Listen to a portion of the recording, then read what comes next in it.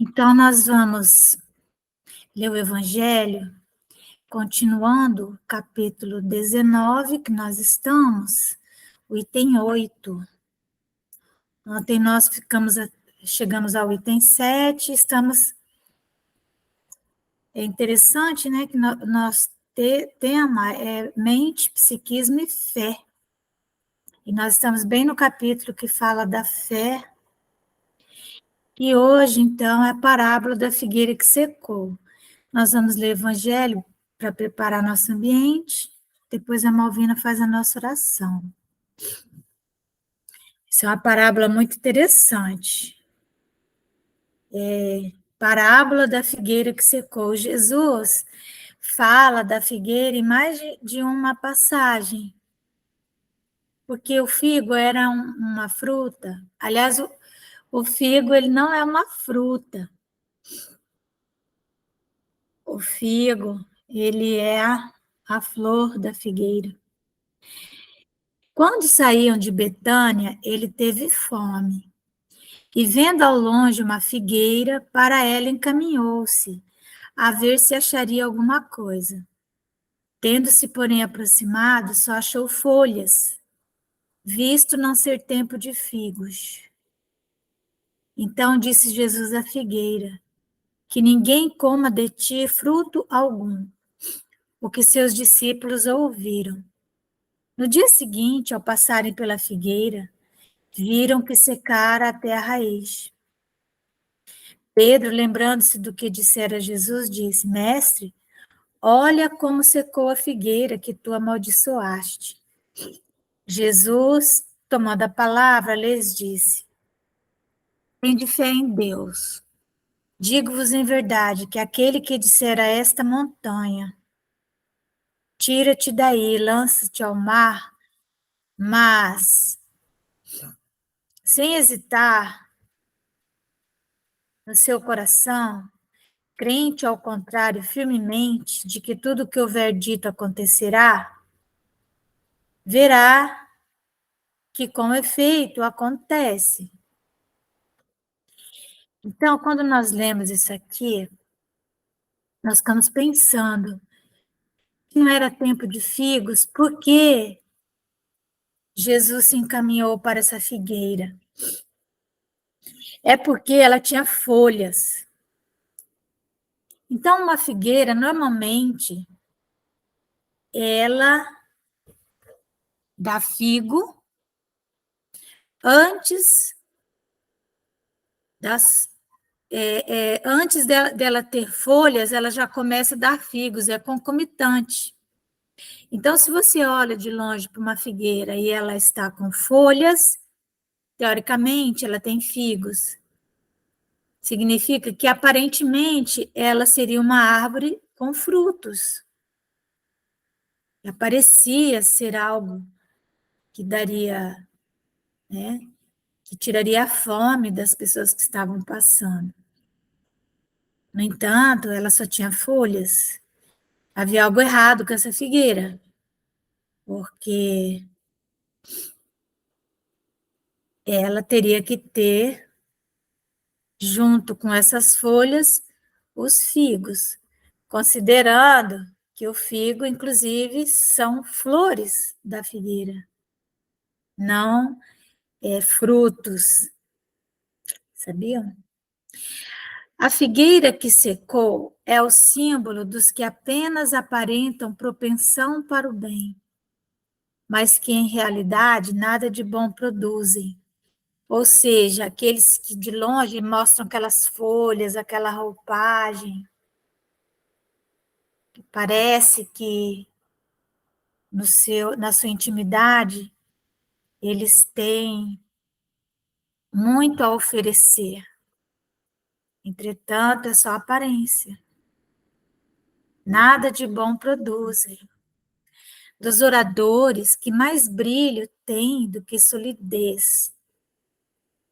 Aqueles oradores que fazem aquelas preces imensas, né? Aquelas palavras rebuscadas. A oratória, ela é muito importante, mas eu me lembro que o Divaldo é um orador. né? Mas ele é também um professor. E ele me disse uma vez o seguinte: o espiritismo precisava. Entrou, Jonatas?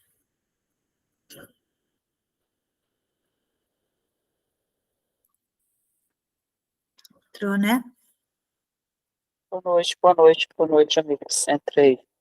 Boa noite. Boa noite. Boa noite. Boa noite. Jovem. Boa noite, Israel. Então, ele disse o seguinte, que o espiritismo ele precisava de alguns oradores apenas, mas de incontáveis professores. Que se fosse para escolher entre um orador e um professor, preferível professor, né? Ah, Porque o orador, ele é isso, quer se unir aí. Que foi? Não, isso aí é o seguro, né? Deixa eu É por 30 desativar dias. aqui o som, John. Desativei o som do João.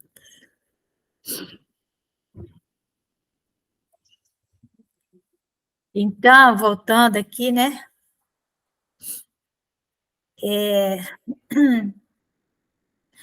Esses oradores que têm mais brilho do que solidez, né? Cujas palavras trazem superficial verniz, de sorte que agrada aos ouvidos, sem que, entretanto, revelem, quando perscrutadas, algo de substancial para os corações. Também aquelas falas que elas estão desprovidas de magnetismo. Há pessoas que julgam que falando rápido demais, alto demais, elas vão atingir seus objetivos. Muitos até gritam, mas se não tiver com a palavra, com o timbre da voz, o magnetismo, que é o magnetismo que carrega a informação. E esse magnetismo religioso, ele tem que partir do coração. Muitas vezes, a pessoa já está tão habituada a falar em público, né? a, a passar e repassar o evangelho, que ela vai se descuidando de falar com alma. Não passa olhos um pouquinho antes de falar. E então, pode falar mecanicamente. E aí ela não consegue penetrar o âmago das pessoas. E é comum nós percebermos aquela pessoa que está falando sem conseguir que a energia circule. É de perguntar-se que proveito tiraram delas os que as escutaram. Então, aqueles oradores, né, que falam, que gritam, mas depois, aquilo parece bonito no primeiro momento, mas depois falta base, falta solidez. Simboliza também todos aqueles que, né, todas aquelas pessoas que, tendo meios de ser úteis, não o são. Especialmente aqui é para as pessoas que possuem recurso intelectual, saúde, recurso financeiro, né? E isso tudo são recursos para ser utilizado e não para ficar guardado. Significa também todas as utopias. O que é uma utopia?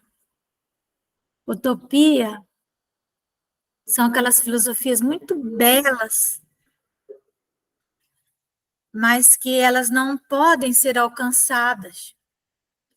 Então, muitas pessoas se perdem em raciocínios bonitos, mas que estão fora da realidade. E então, é algo que são folhas, não vai alimentar ninguém. Todos os sistemas ocos, todas as doutrinas carentes de base sólida. O que as mais das vezes falta é a verdadeira fé. A fé produtiva, a fé que abala as fibras do coração, magnetismo. A fé numa palavra que transporta montanhas. Olha só, são árvores cobertas de folhas, porém baldas de frutos, sem frutos. Por isso é que Jesus as condena à esterilidade. Porquanto dia virá em que se acharão secas até a raiz. Quer dizer que todos os sistemas, todas as doutrinas que nenhum bem para a humanidade houverem produzido, cairão reduzidas a nada. Que todos os homens deliberadamente inúteis, claro, existem aquelas pessoas que são doentes e que não têm recursos, então elas não conseguem ser úteis, né? Mas isso não é por desejo delas. Então, todos os homens deliberadamente inúteis, por não terem posto em ação os recursos que traziam consigo, serão tratados como a figueira que secou. Tem 10. Os médiuns são os intérpretes dos espíritos. Suprem nestes últimos, nos espíritos, a falta de órgãos materiais pelos quais transmitam suas instruções. Daí vem os serem dotados de faculdades para este efeito. Então, os médiuns, eles têm que permitir aos espíritos que utilizem as suas faculdades, mas como meros instrumentos, né? Então, os médiuns, né, nos tempos atuais de renovação social, cabe-lhes uma missão especialíssima. São árvores destinadas a fornecer alimento espiritual a seus irmãos. Por quê? Por lógico, o médium é aquele que tem um acesso mais direto à dimensão espiritual, ao conhecimento da realidade espiritual. Então, ele está mais equipado. Portanto, ele tem mais responsabilidade, né, de fornecer esse alimento. Multiplicam-se em número, os médiuns iriam se multiplicar em muitos números, para que abunde o alimento. Há os médiuns por toda parte, em todos os países, em todas as classes da sociedade, entre os ricos e os pobres, entre os grandes e os pequenos, a fim de que em nenhum ponto faltem, e a fim de ficar demonstrado aos homens que todos são chamados. Se, porém, eles, os médiuns, desviam do objetivo providencial a preciosa faculdade que lhes foi concedida, se a empregam em coisas fúteis ou prejudiciais, se põem a serviço dos interesses mundanos, se em vez de frutos sazonais dão maus frutos, se recusam a utilizá-la em benefício dos outros, se nenhum proveito tiram dela para si mesmos, melhorando-se, porque o proveito que o homem deve tirar da mediunidade é para melhorar a si mesmo. Esse é o único proveito. São quais a figueira estéril. Deus lhes retirará um dom que se tornou inútil neles, a semente que não sabem fazer que frutifique, e consentirá que se tornem presas dos espíritos maus. Então, é quando os médiuns passam pelas sombras da obsessão, né? Então, é isso. A mediunidade, ela é um talento que precisa ser utilizada com proveito. Mais que qualquer outra, porque a mediunidade nos dá certeza da vida espiritual, né? A nossa fé tem que ser robusta, não é isso? Então, nós vamos ouvir a prece que a Malvina vai fazer para nós. Pode ser, Malvina? Pode. Boa noite a todos. Vamos orar então. Tá me ouvindo, Márcia? Sim, estamos te ouvindo. Então, tá bom. Mestre Jesus, nós te agradecemos pelo dia de hoje, por tudo que fizestes por nós, pelo trabalho, pelas refeições, pela nossa família e pelos nossos amigos que estão sempre em contato conosco.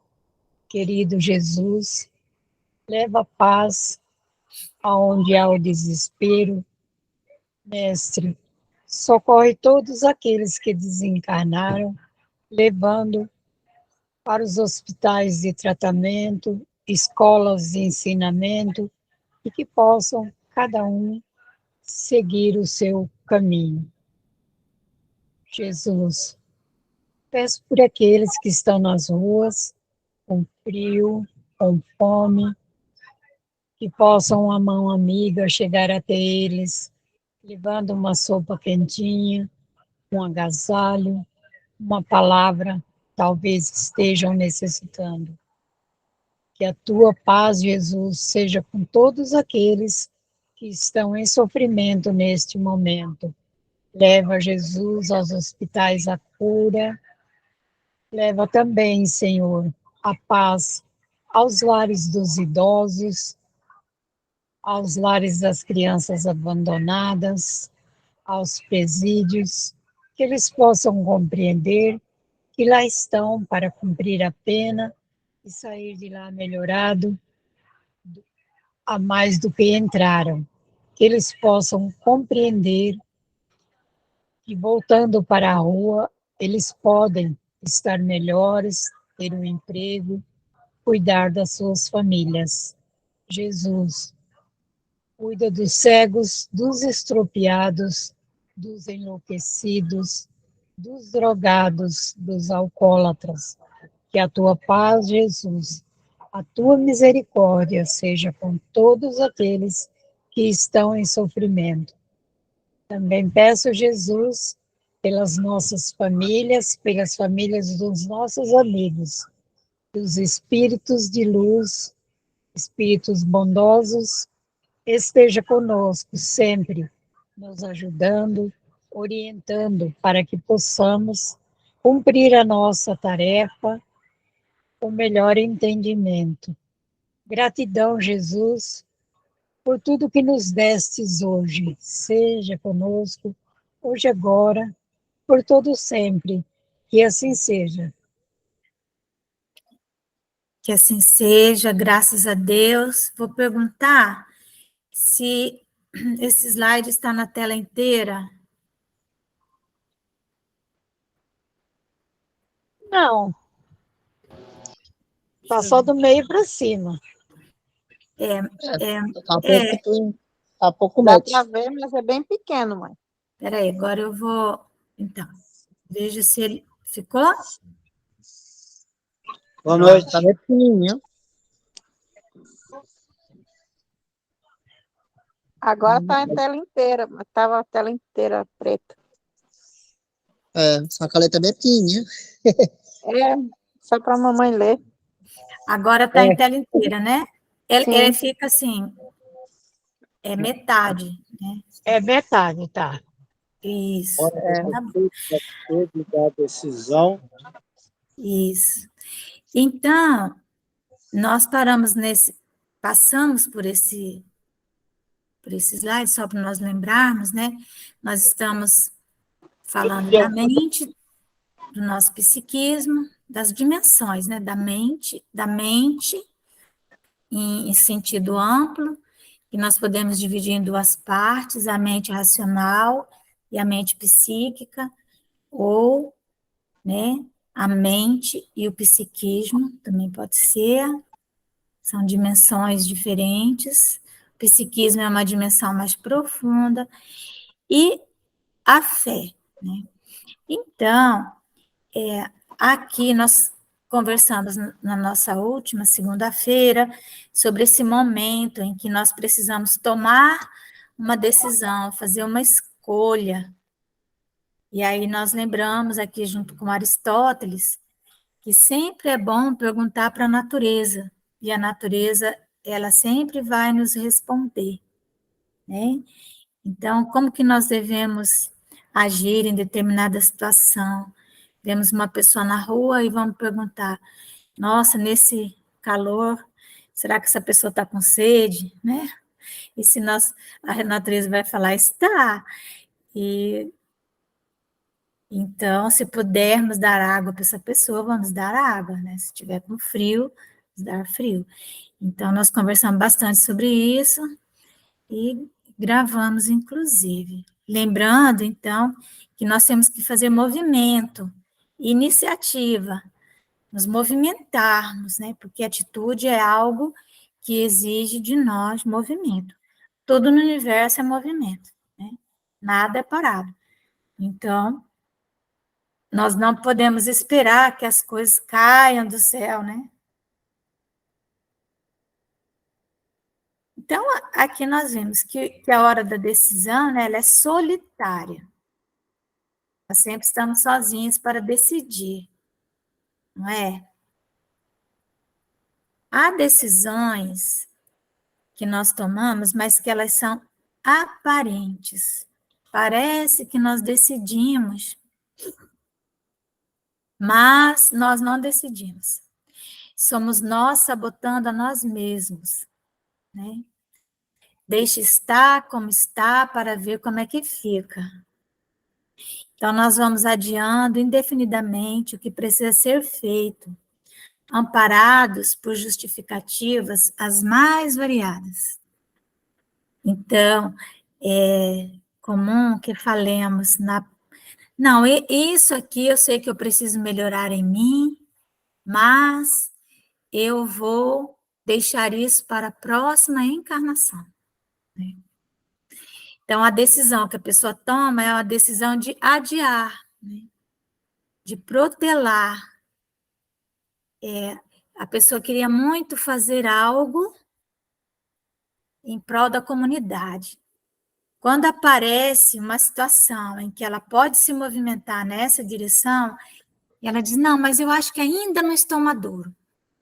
Ainda não é o momento. Então, estamos nos sabotando, né? Não, eu ainda não estou pronto para fazer esse concurso. Ano que vem, esse ano, eu vou só estudar, né? Mas somos nós que estamos, na verdade, criando embaraços para nós mesmos. Segunda-feira começa o regime, né? Amanhã eu vou fazer aquele exame. Eu deveria ter ido hoje. Estou falando por mim mesma, né? Porque hoje de manhã eu tinha esquecido que eu tinha que fazer um exame de sangue, mas aí eu me lembrei antes de tomar café, mas aí me deu uma preguiça e eu falei assim, amanhã eu vou, que é amanhã, né? E agora eu estava pensando, eu podia bem ter ido fazer, né? Já estava livre, não é? Que desculpa que eu vou arrumar amanhã. Ou seja, sabotando. Agora, imagina quando isso ocorre nas coisas divinas, como isso é grave. As decisões que são apenas aparentes, elas fragilizam a fé. A decisão aparente é essa que eu fiz hoje de manhã. Eu decidi não ir hoje, quando o correto seria ter ido hoje, né? Perdi 24 horas aí. Quando nós dizemos assim, na próxima encarnação eu resolvo esse assunto. É decisão aparente, não é uma decisão. Não é uma decisão. Não é uma atitude, não é uma postura. Você não está alinhado, você não está verticalizado. Podendo fazer, você não faz. É comum que tenhamos a resposta para o problema, sabemos o que deve ser feito, mas começamos a andar em círculos, repetindo sempre a mesma história, à espera de um milagre que não virá. Viciamos na situação da queixa e assim alimentamos o problema, paralisados, já sabendo da resposta. Não tem pessoas que nos procuram e falam, né? Seu problema. Aí nós apontamos a solução para ela, mas a solução é amarga. Aí ela parece que esvazia, não é? Esvazia, vai para casa. Na semana seguinte, ela volta e ela está com a mesma dificuldade. São pessoas viciadas, que eu chamo, naqueles atendimentos fraternos, né? Centro espírita, ou nas confissões para o padre, ou viciadas também nas terapias psicológicas, né? Porque vai, conta aquela história, às vezes é um problema conjugal, às vezes a mulher ela é vítima de violência doméstica.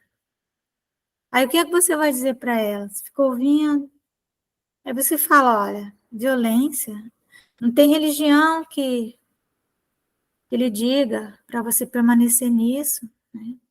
Aí você dá uma solução, mas ela não consegue. Aí volta fortalecida, entre aspas, porque desabafou, né? Decisão aparente. Aí acredita que tudo vai mudar na semana que vem. Semana que vem, que um mês, o problema é o mesmo, né? Se você tem algum problema de saúde e não toma a atitude correta, vai continuar, você vai estar alimentando o seu problema. Então, nós sabemos qual é a resposta, mas ficamos paralisados. A queixa é uma situação viciante.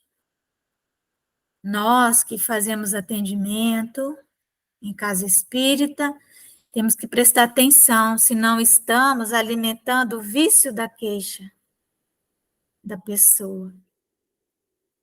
Ela chega, expõe uma dificuldade, né, isso que eu falei já, mas ela está viciada já nisso. Ela se habituou àquela situação, é desconfortável. E então, qual o encaminhamento que nós vamos dar? Precisamos encontrar o encaminhamento correto. Precisamos parar junto com a pessoa, raciocinar junto com ela, para tirar ela da situação da queixa. Pior do que isso é quando a pessoa que está ali ouvindo no atendimento fraterno diz assim, olha, você tem que voltar para casa e suportar isso aí, porque o Espiritismo diz que você tem que aguentar, que isso é necessário, por isso, por aquilo. E aí a pessoa volta e vai se submetendo à tortura doméstica. Isso é muito comum, né? Mas também,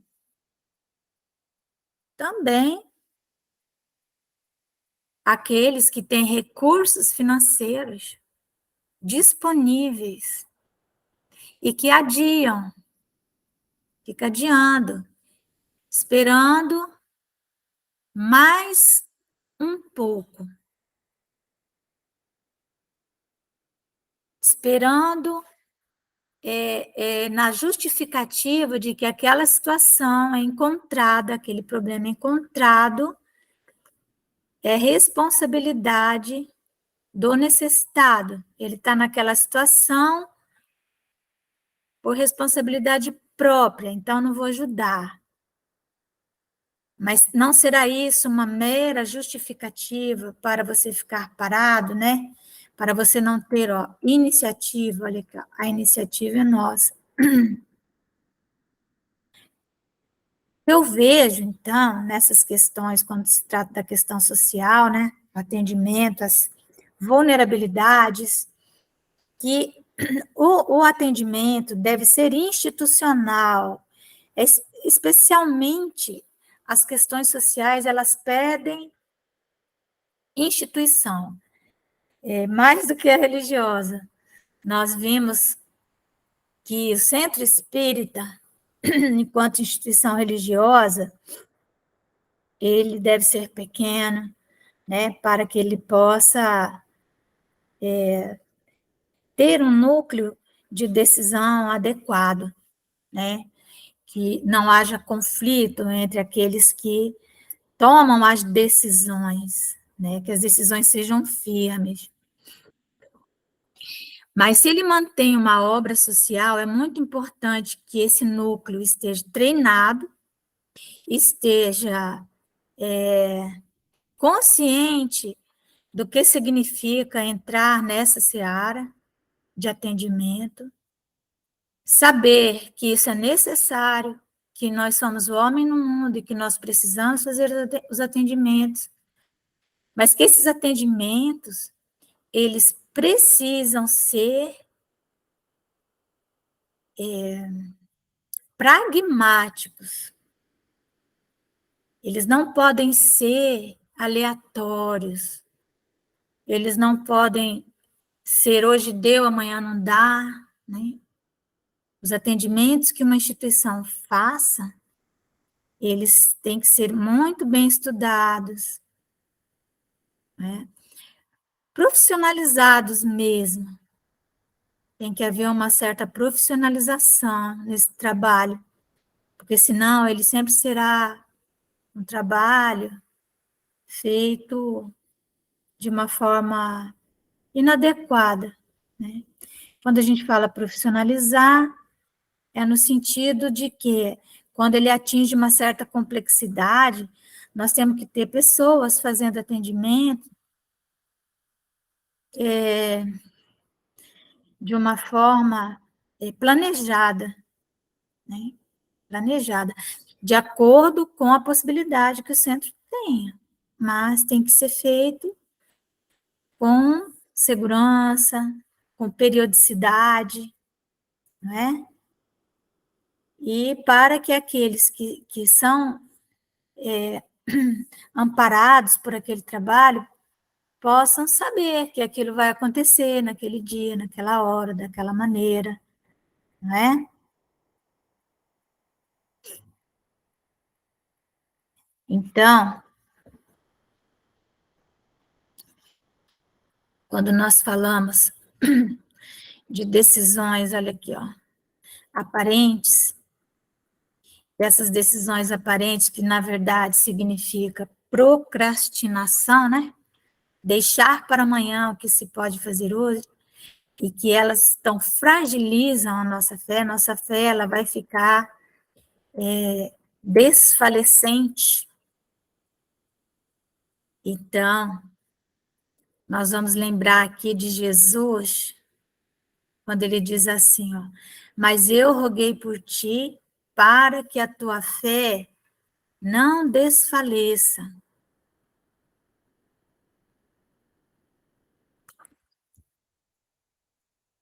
Por que Jesus iria rogar isso, né?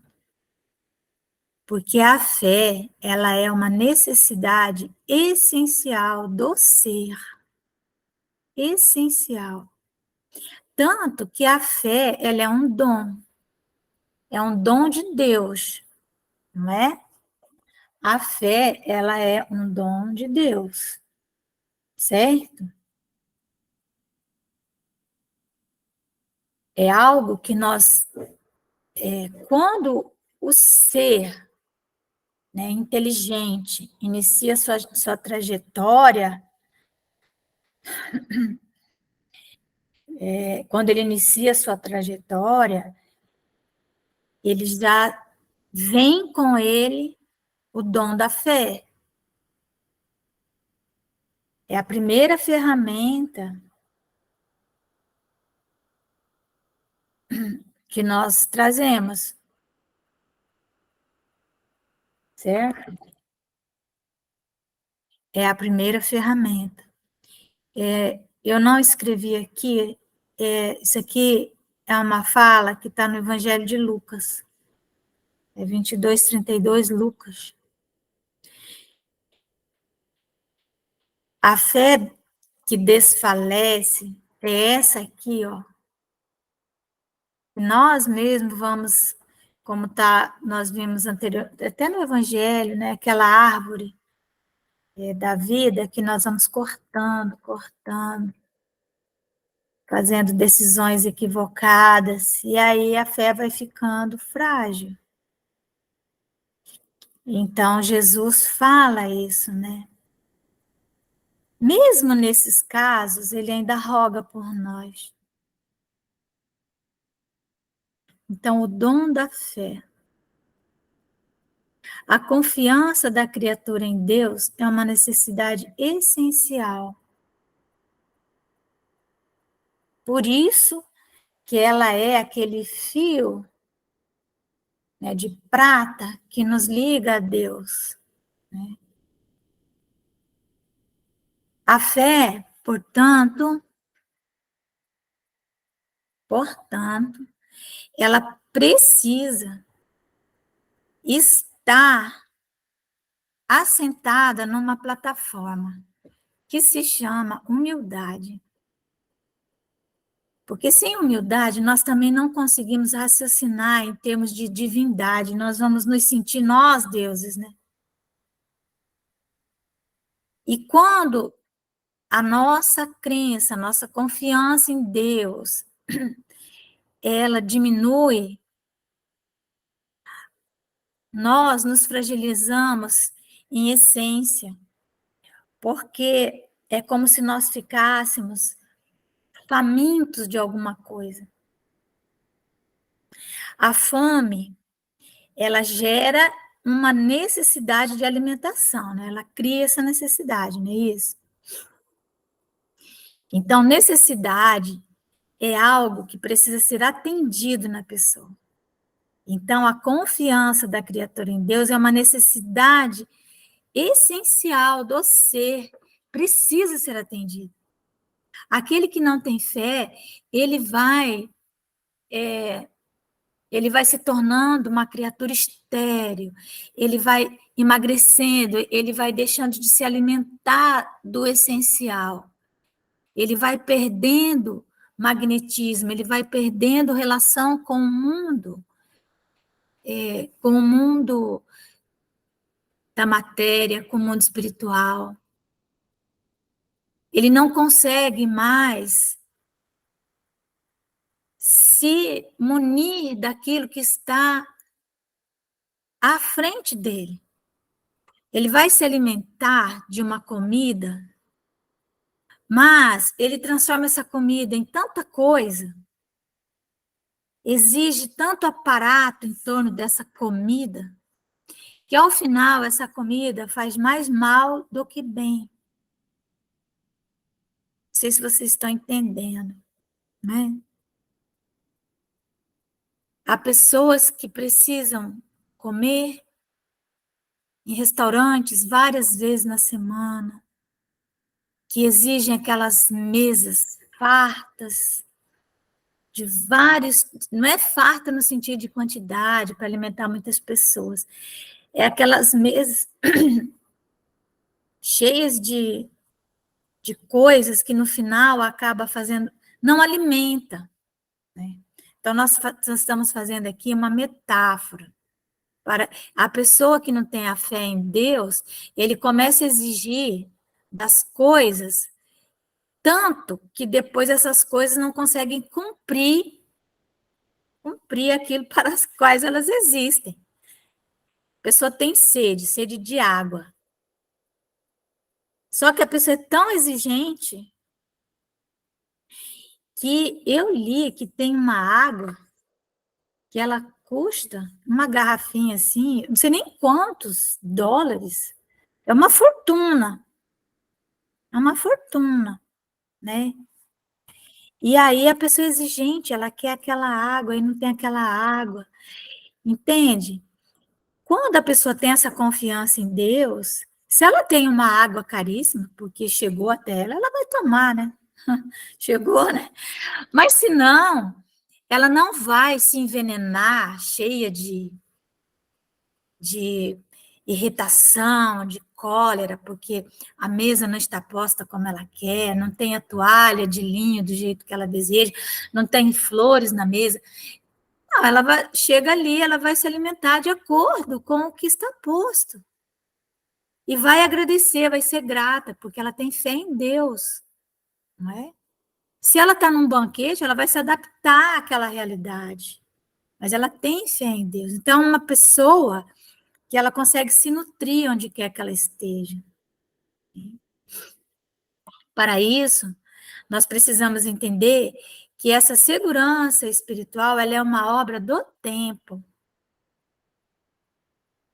que nós vamos desenvolver isso no dia a dia, nas contrariedades do dia a dia. Porque, por mínimo que nós sejamos de exigentes, um pouquinho a gente sempre é. Então, sempre vai ter uma contrariedade, não é? Algo que não saiu como nós desejávamos. E então, nós vamos nos irritar, nós vamos nos rebelar, e nesse momento, nós vamos paralisar o desenvolvimento da nossa fé. Olha só, o desenvolvimento da fé pode ser prejudicado por dificuldades insignificantes. Sabia? Porque uma irritação é suficiente para botar por terra horas e horas de meditação, né? Horas e horas. Quando surge uma contrariedade, nós precisamos aproveitar essa contrariedade para contornar. Usar isso a nosso benefício. É assim que nós desenvolvemos a fé, porque nós vamos precisar disso para desenvolver a esperança que vem depois da fé. A esperança e a caridade são filhas da fé. A fé é a mãe de todas as virtudes. Por isso que nas pequenas coisas é que nós desenvolvemos a nossa fé. Tu abre a torneira, não tem água. Pense numa coisa para te deixar, né? Não estava esperando por aquilo. É uma dificuldade, mas é uma dificuldade insignificante, que começa a ficar, às vezes, intransponível se a pessoa não consegue superar as pequenas coisas, ela começa a se tornar alguém muito exigente. Não é? Se nós vamos aprendendo sempre a transferir para os outros, realizar as pequenas tarefas domésticas que nós podemos fazer, lavar uma louça, a própria louça. Ah, mas eu tenho a pessoa que faz para mim. Eu não vou fazer um arroz porque tem a pessoa que faz. Eu não vou lavar uma roupa porque tem a fulaninha lá que eu pago para ela lavar. Ela não veio hoje e eu não vou lavar essa roupa. Mas se você está com tempo, tem disponibilidade, por que você é uma coisa simples? Por que você não faz? Porque quando nós nos colocamos humildemente nas tarefas mais singelas, mais insignificantes, nós estamos fortalecendo a nossa fé, acreditamos ou não. Porque na hora grave nós teremos guardado magnetismo para ser usado nos momentos mais graves. E se nós ficamos gastando energia nas pequenas coisas, então, hoje era para a pessoa ter vindo e passar minha roupa, ela não veio, eu fico irritado, porque não passou toda a roupa. Tá, eu tenho que usar uma camisa, não é toda a roupa, eu pego aquela camisa e eu mesmo vou passar, mas como que eu vou fazer isso, né? A depender de como eu realizo isso, eu estarei desenvolvendo a minha fé ou estarei prejudicando a minha fé.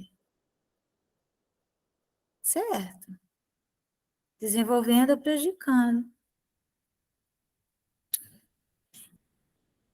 Reconhecer a transitoriedade dos bens da terra e mobilizá-los sempre atendendo aos superiores desígnios de fraternidade. Olha que interessante.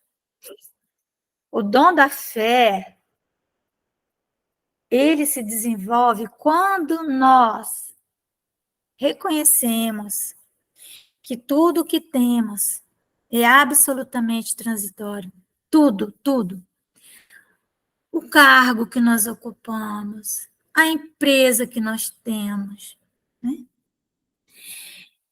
A saúde que nós temos hoje, podemos não ter amanhã.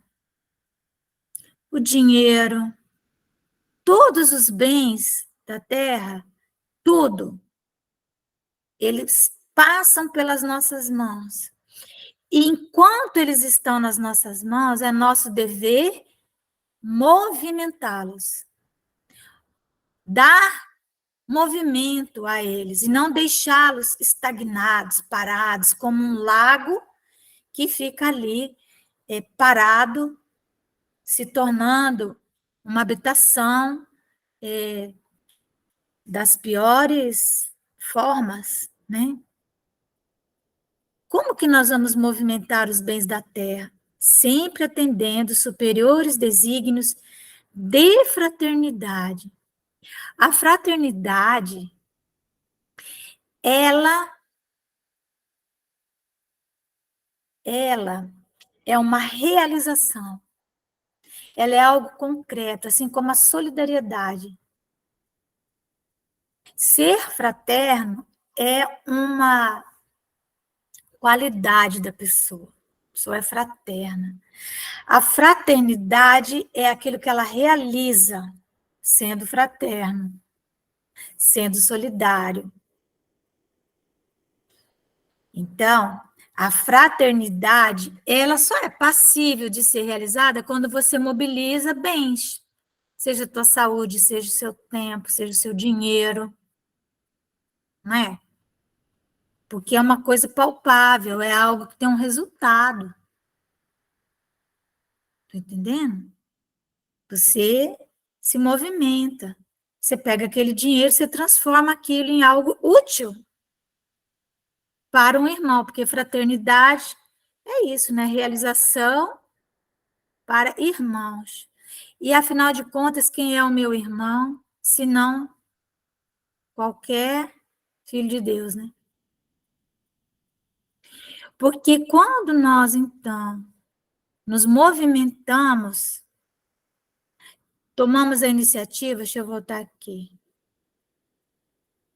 Quer ver? A iniciativa é nossa, né? Independentemente, nós não temos que falar que o dever de fazer isso é do Estado, é do governador, é do presidente da República, é do prefeito. Toda iniciativa tem que ser nossa se nós podemos atender a situação, lógico. Né? No mínimo, nós podemos fazer uma oração,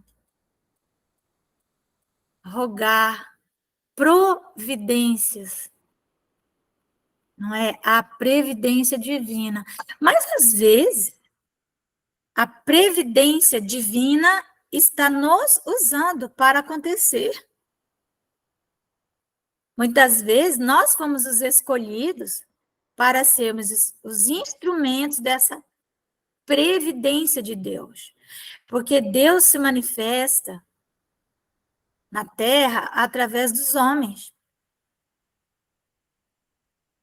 Através dos nossos braços, das nossas mãos, né? Da nossa voz, do nosso dinheiro. A verdade é essa. Dizem que o órgão mais doloroso do homem é o seu bolso. Não é? Vamos ser honestos, é. E quando nós, então, conseguimos colocar a mão no bolso, porque é a última coisa que sobra, assim, para nós realmente definirmos se estamos conseguindo ser fraternos, né? O quanto nós somos desprendidos, assim, dos bens materiais. Não é ser pródigo, jogar fora as coisas, não é isso. Nós vimos isso no Evangelho também. A prodigalidade também não está correta. É fazer o que precisa ser feito de uma forma planejada, pensada de uma forma científica.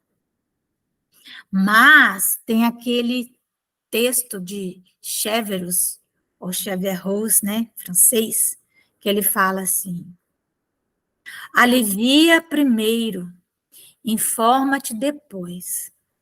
Mas são duas dimensões da fraternidade. Você alivia quem está com fome e depois você se informa. Se informa do quê? Das causas que levaram aquela pessoa àquela situação. Né? As causas da miséria, as causas reais, da miséria daquela família. Aquela família está em estado de miséria, precisa ser aliviada.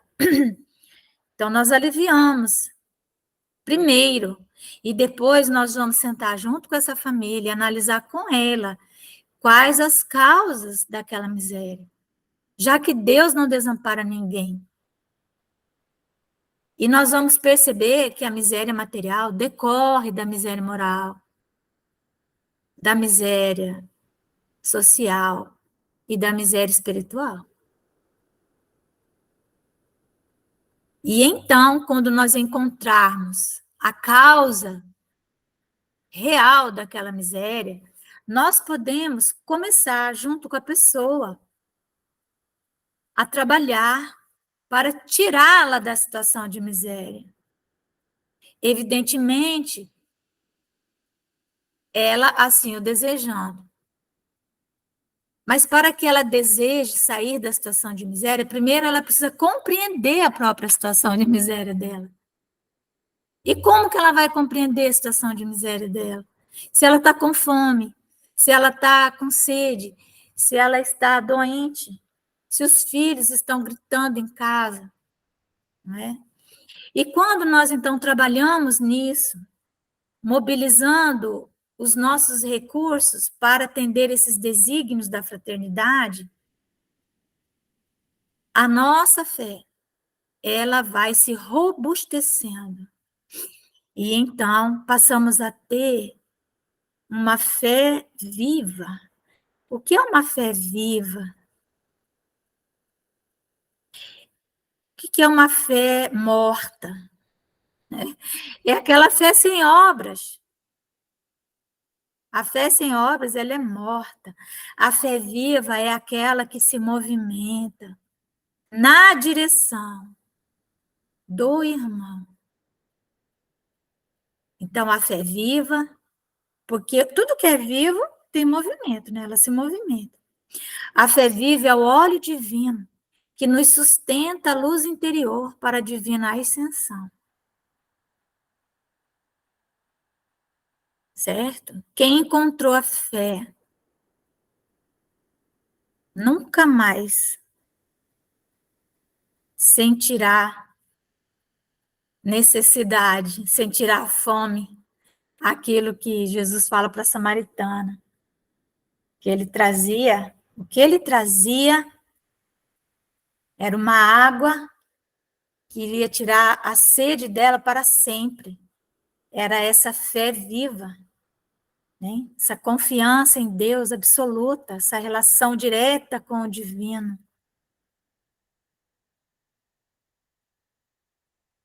Encontrar Deus para que o dom da fé se manifeste, não é? Então, lembrar da samaritana de novo, né? Que Jesus fala.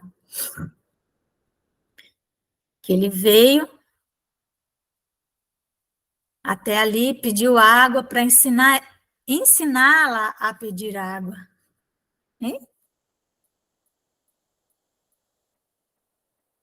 Ensinar, aprender a pedir água é uma forma de caminhar para Deus, de encontrar Deus, de dar à nossa mente leitura, para que nós possamos reconhecer as pessoas que vão nos ajudar nessa trajetória. Há pessoas que estão em melhores condições que nós, porque, com relação a determinadas lições, porque essas pessoas, elas estudaram isso um pouco antes de nós. E, às vezes, o orgulho nos impede de reconhecer essas pessoas. Não temos leitura para tanto. Às vezes, o nosso orgulho nos encaminha para a direção de pessoas arrogantes e orgulhosas. E nós transformamos essas pessoas em ídolos, porque há um magnetismo que nos puxa para esse lado, para essas utopias, para essas filosofias frágeis. Tudo aquilo que está sentado no orgulho, na arrogância, no egoísmo, eles são utopias. E nos impedirão de encontrar Deus. E só na plataforma da humildade nós vamos conseguir encontrar Deus. E assim o nosso dom da fé se manifestar. Certo? Meus queridos, nós vamos entrar aqui numa questão que vai exigir de nós muita paciência, muito cuidado, né? Nós vamos falar dos níveis de consciência, falar da consciência de sono, da mecanicidade, do que é o orgulho, o que é o egoísmo, tudo isso são conhecimentos importantes para que nós possamos reconhecer quando nós estamos ali, né, num ambiente de sono, num ambiente de mecanicidade, quando a influência da matéria está muito grande sobre nós, não é? Mas nós vamos precisar de estar calmos para falar sobre isso. Então, nós vamos, com tempo também, nós já vimos bastante coisa por aqui, não é? Do quanto nós precisamos cuidar das pequenas coisinhas do dia a dia, não é? E então, meditar nisso para que, em nosso próximo encontro, nós falemos sobre essa trajetória para encontrarmos Deus, não é? Tá bom? Para que a nossa fé possa se manifestar. Que sem a fé não tem esperança e não tem caridade. Não adianta. Se a fé não existe, não tem esperança. E ninguém consegue realizar a caridade. Portanto, a fraternidade, não é? Tá bom? Tá certo? Certíssimo. Ótimos, Eliseu. Malvina levantou a mão, Malvina? Agora que eu vi. É que eu não estava vendo vocês. Quer falar, Malvina?